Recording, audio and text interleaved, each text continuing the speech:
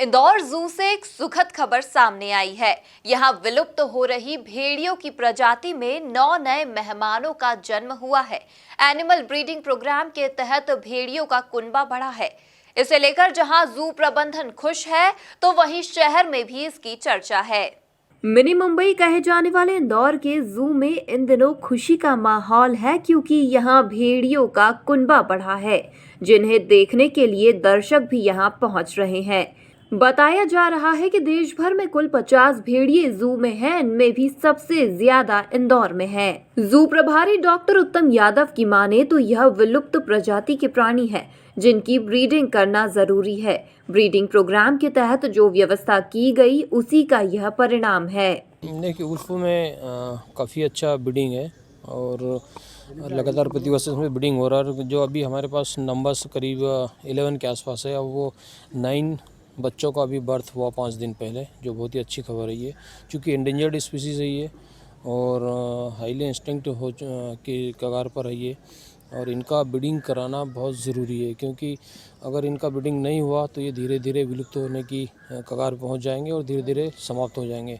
क्योंकि जू का एक मोटो भी होता है कंजर्वेशन ब्रीडिंग प्रोग्राम, तो हम लोग निश्चित रूप से उसमें काफ़ी हद तक सफल हुए हैं। जिस तरह का हम लोगों ने इनका एनरिचमेंट और इनकी व्यवस्थाएँ, इनकी जो फूड डाइट और जो प्रॉपर बैलेंस डाइट देते हैं, उसी की रिज़ल्ट है कि लगातार इनकी नंबर्स में काफ़ी इजाफा होता जा रहा है। और एक अच्छी सुखद खबर है कि 9 बच्चों का बर्थ हुआ, जो अपने आप में एक अनोखी घटना है और निश्चित रूप से दूसरे जू को भी देने एक्सचेंज प्रोग्राम में नए एनिमल्स को लाने के लिए इनका काफ़ी उपयोग किया जाएगा। सभी स्वस्थ है सर? अभी कर्मचारी गए थे, सभी स्वस्थ है और किस कंडीशन में? निश्चित रूप से कुछ फीमेल के साथ कुछ प्रॉब्लम थी, आपस में इनफाइटिंग की वजह से इंजर्ड हो गई थी वो, तो उसको ट्रीटमेंट के लिए हम लोगों ने उसको रेस्क्यू करना चाहा। क्योंकि बच्चे हैं इसलिए उसको ज़्यादा डिस्टर्ब करना उचित नहीं समझा, इसलिए हमारे कीपर्स भी जो गए थे अंदर, वो बाहर आ गए और अगर उनको डिस्टर्ब किए हम लोग बाहर से मेडिकेशन उनका करेंगे और उम्मीद है सारी चीज़ें ट्रैक पे रहेगी। उन्होंने बताया कि प्राणी को ब्रीड करने के लिए प्राकृतिक वातावरण देना आवश्यक है। ब्रीडिंग को लेकर कई प्रकार के इंतजाम किए जाते हैं, जिसका नतीजा है कि अच्छी ब्रीडिंग हो रही है। देखिए, सबसे पहली चीज़ है कि कोई भी एनिमल कैप्टिविटी में अगर ब्रीड करता है तो उसको नेचुरलिस्टिक एनवायरनमेंट देना बहुत ज़रूरी होता है। एनिमल किसी भी तरह से डिसीज़ फ्री होना चाहिए, पैरासिटिक लोड से फ्री होना चाहिए। यानी ओवरऑल अगर बात की जाए तो एनिमल किसी भी तरह का स्ट्रेस कंडीशन में नहीं होना चाहिए कैप्टिविटी में। ये एक बड़ा चैलेंज होता है, क्योंकि एनिमल जब वाइल्ड में रहता है तो फ्रीली घूमता रहता है, लेकिन जब कैप्टिविटी में आता है तो थोड़ा सा एक स्ट्रेस लेवल उसमें ज़रूर रहता है। लेकिन उसको कंट्रोल करना, उसको मैनेज करना, यही सबसे बड़ी चुनौती रहती है।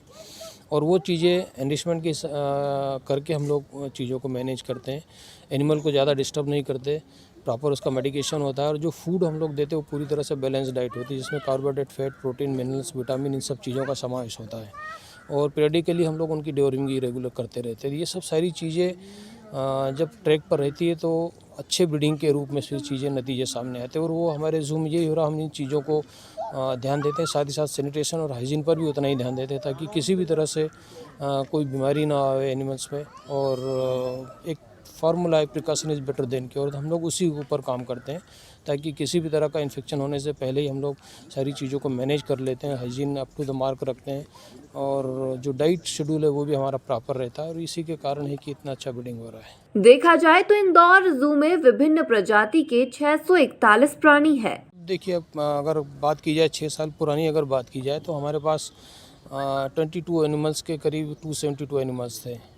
आज इसी ब्रीडिंग प्रोग्राम का नतीजा ये है कि हमारे पास 62 स्पीसीज़ के 641 एनिमल्स हैं। तो ये कहीं ना कहीं जो इस तरह का हम लोगों ने इनको एक एनवायरनमेंट दिया है, उसी की रिज़ल्ट है कि इतना अच्छा ब्रीडिंग हुआ है और इतनी संख्या बढ़ी है। और इतनी संख्या बढ़ने के रिज़ल्ट भी ये है कि हम लोगों ने एक्सचेंज प्रोग्राम चलाया, जिन जू को हमारे एनिमल्स की रिक्वायरमेंट थी उनको दिए, वहाँ से हम लोग कुछ नए एनिमल्स लेके आए और इसीलिए पॉपुलेशन इतनी बड़ी है और इतना अच्छा सभी एनिमल्स में ब्रीडिंग हो रहा है। जू में प्राणियों को ठंड से बचाने के लिए भी माकूल इंतजाम भी किए जा चुके हैं। देखिए, अभी ठंड का वो लेवल नहीं पहुंचा कि बहुत ज़्यादा कोई विशेष व्यवस्था करना पड़े। हालांकि फिर भी जैसे टाइगर, वहाँ पे हम लोगों ने उनके इंक्लूजनों को डायरेक्ट ठंडी हवा का एक्सपोजर से रोकने के लिए नेट लगा दी है शेल के अंदर, क्योंकि सारे एनिमल्स हमारे नेट के अंदर आ जाते हैं। दूसरे एंगुलेट्स की अगर बात की जाए, डियर फैमिली की बात की, तो उसमें घास की क्वांटिटी बढ़ा दी ताकि घास के अंदर बैठे और अपने शरीर को गर्म रखें। ऐसी कुछ रेप्टाइल्स है जैसे कि कछुए वगैरह है, स्टारबैक टर्टल, टॉर्टाइज है, उनके एंक्लोजरों में भी हम लोगों ने हीटर और कुछ गनी बैग और घास के बंडल रख दिए ताकि उसके अंदर छुपकर वो अपना बॉडी का टेम्परेचर मेंटेन कर रखें। तो ये जो व्यवस्था है जो एक नॉर्मल कोल्ड कंडीशन की ध्यान में रखते हुए जो हम लोगों ने की है, वो काफ़ी उनको सुकून देती है और उनके लिए काफ़ी हेल्दी होती है। देखा जाए तो प्राकृतिक वातावरण मिलने से यहाँ लगातार प्राणियों की संख्या में इजाफा हो रहा है। Bureau report, MP news, Indore.